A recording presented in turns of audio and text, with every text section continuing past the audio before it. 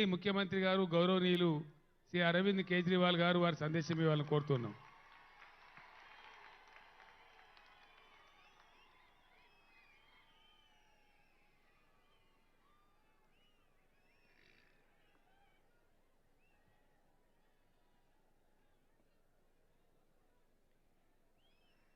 मंच पे बैठे हुए हमारे बड़े भाई तेलंगाना के मुख्यमंत्री श्री के चंद्रशेखर राव जी,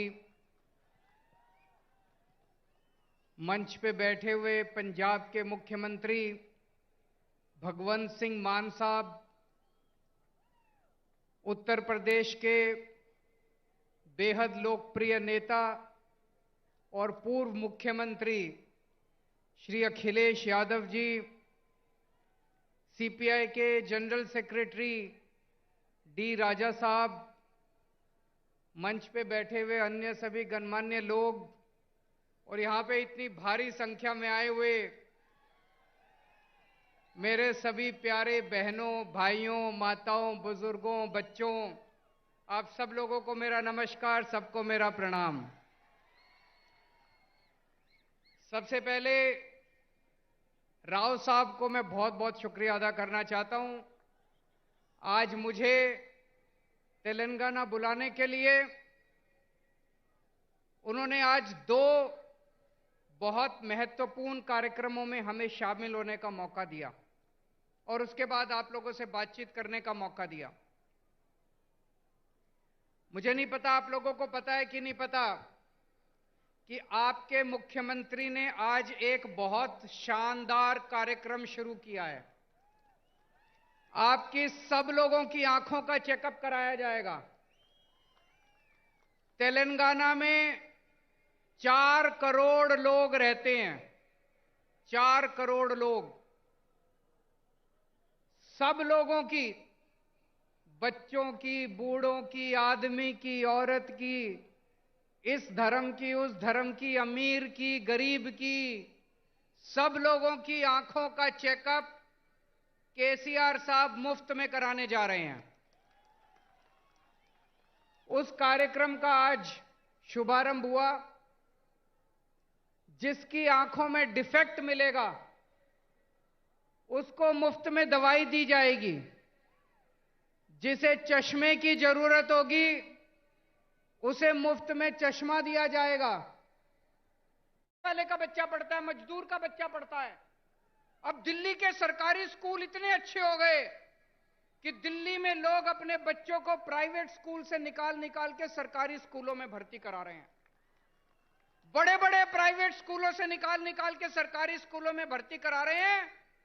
हमारे दिल्ली सरकार के स्कूलों के, दिल्ली के सरकारी स्कूलों के नतीजे 99.7% नतीजे आए हैं पिछले साल, 99.7। तो स्टेलिन साहब हमारे स्कूल देखने के लिए आए, वापस जाके उन्होंने अपने स्कूल ठीक किए और उन्होंने मुझे अपने स्कूल का उद्घाटन करने के लिए बुलाया।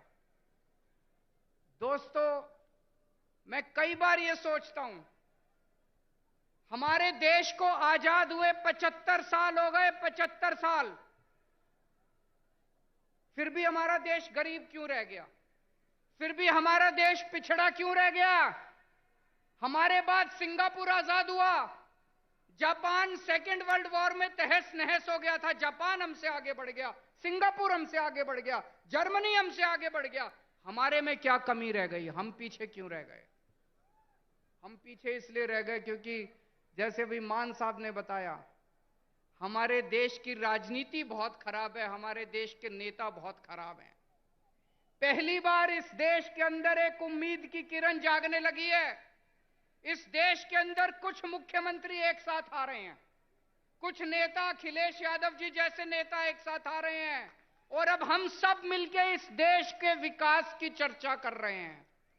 हम सब मिलकर अब राजनीति की चर्चा नहीं करते।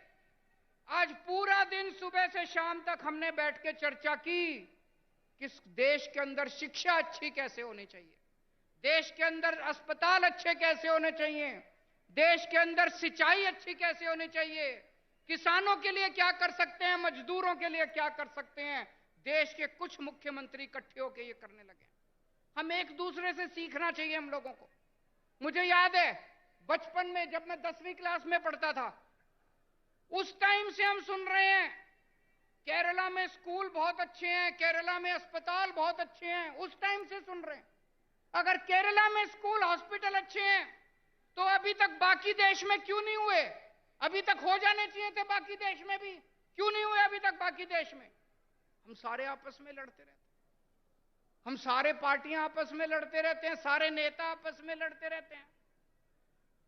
आज मुझे बड़े दुख के साथ कहना पड़ रहा है, अभी अभी कई सारे वक्ताओं ने कहा तमिलनाडु का गवर्नर तमिलनाडु की सरकार को तंग कर रहा है, तेलंगाना का गवर्नर राव साहब को तंग कर रहा है, दिल्ली का गवर्नर मेरे को तंग कर रहा है, पंजाब का गवर्नर मान साहब को तंग कर रहा है। ये गवर्नर तंग नहीं कर रहे, मोदी साहब तंग कर रहे हैं। गवर्नर तंग नहीं कर रहे, गवर्नर को बेचारे को क्या लेना देना। गवर्नर को तो बड़ा सा बंगला मिल गया, आलीशान गाड़ी मिल गई, एयर कंडीशन माहौल मिल गया, नौकरी मिल गई, 5 साल ऐश करने के लिए आता है गवर्नर। गवर्नर को क्या लेना देना। दिल्ली से फोन आता है, राव साहब को काम मत करने दो, अड़चन अड़ाओ, आता है कि नहीं आता है? दिल्ली से फोन आता है, भगवंत मान को काम मत करने दो, अड़चन अड़ाओ। मोदी साहब का फोन आता है, केजरीवाल को काम मत करने दो, अड़चन अड़ाओ। जिस देश का प्रधानमंत्री 24 घंटे बैठ के ये सोचता है कि मेरे को अब इसको तंग करना है, मेरे को अब उसको तंग करना है, वो देश तरक्की कैसे करेगा दोस्त? आप में से कौन कौन बेरोजगार है, जरा हाथ खड़े करें। जो बेरोजगार है, जो अनएम्प्लॉयड है। मुझे लगता है मेरी भाषा शायद समझ नहीं आ रही है, अनएम्प्लॉयड तो बहुत लोग हैं। आज देश का एक एक युवा बेरोजगारी से त्रस्त है। हमारे प्रधानमंत्री को बेरोजगारी से कोई लेना देना नहीं है। वो 24 घंटे बैठ के ये सोचते हैं मैं किस मुख्यमंत्री को तंग करूं, किसके ऊपर मैं सीबीआई छोड़ूं, किसके ऊपर मैं इनकम टैक्स की रेड डलवाऊं, किसके पीछे मैं ईडी छोड़ूं। आज पूरे देश के अंदर इतनी महंगाई हो गई है, एक आम आदमी को अपना घर चलाना मुश्किल होता जा रहा है, अपने बच्चे पालने मुश्किल होते जा रहे हैं। लेकिन देश के प्रधानमंत्री को महंगाई की, बेरोजगारी की कोई चिंता नहीं है। वो ये सोचते हैं आज मैं किसके एमएलए खरीदूं, इस पार्टी के एमएलए खरीदूं, इस सरकार को गिराऊं। ऐसे तो देश तरक्की नहीं कर सकता दोस्तों।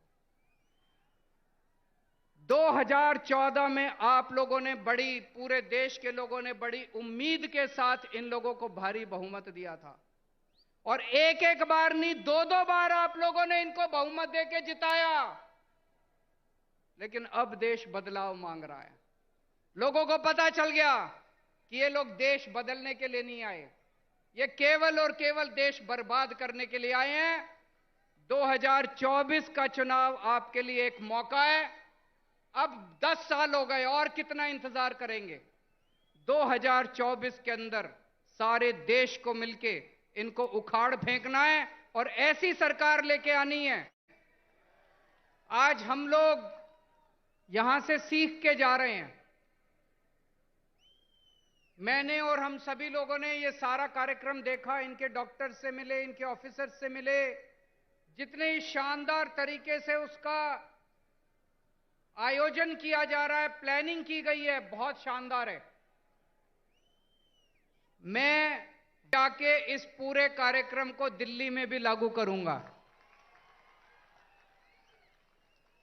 और अभी अभी भगवंत साहब मान साहब ने ऐलान किया कि इस पूरे कार्यक्रम को पंजाब में भी लागू किया जाएगा। फिर केसीआर साहब ने हमें ये बिल्डिंग दिखाई। तेलंगाना में 33 जिले हैं, 33 डिस्ट्रिक्ट्स, उसमें से 17 डिस्ट्रिक्ट्स में उन्होंने बताया कि डिस्ट्रिक्ट इंटीग्रेटेड ऑफिशियल कॉम्प्लेक्स बन चुका है।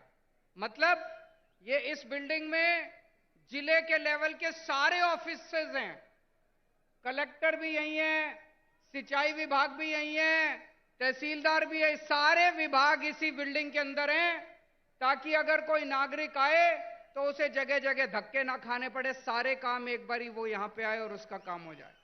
ये भी बहुत अच्छा कॉन्सेप्ट है, इसको भी हम लोग लागू करेंगे। मैं समझता हूं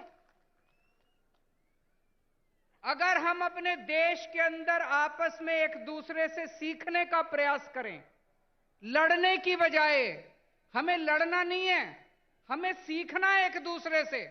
अगर हम एक दूसरे से सीखने की कोशिश करें तो हमारा देश कहां से कहां पहुंच सकता है, बहुत आगे बढ़ सकता है हमारा देश। दिल्ली में हम लोगों ने मोहल्ला क्लिनिक बनाए। मोहल्ला क्लिनिक में आपके मुख्यमंत्री केसीआर साहब हमारे मोहल्ला क्लिनिक देखने के लिए दिल्ली आए। मुझे बहुत अच्छा लगा कि एक मुख्यमंत्री, तेलंगाना के मुख्यमंत्री मोहल्ला क्लिनिक दिखाने ले गए। उन्होंने डॉक्टर से बात की, नर्स से बात की, सारा सिस्टम समझा और वापस आके उन्होंने उसको तेलंगाना में लागू किया। वो क्या नाम है उसका, बस्ती दवाखाना, बस्ती दवाखाना नाम से उन्होंने तेलंगाना में लागू किया। ऐसी तमाम खबरें देखने के लिए बने रहिए अखंड भारत टीवी के साथ। हमारे चैनल को लाइक कीजिए, शेयर कीजिए, सब्सक्राइब कीजिए।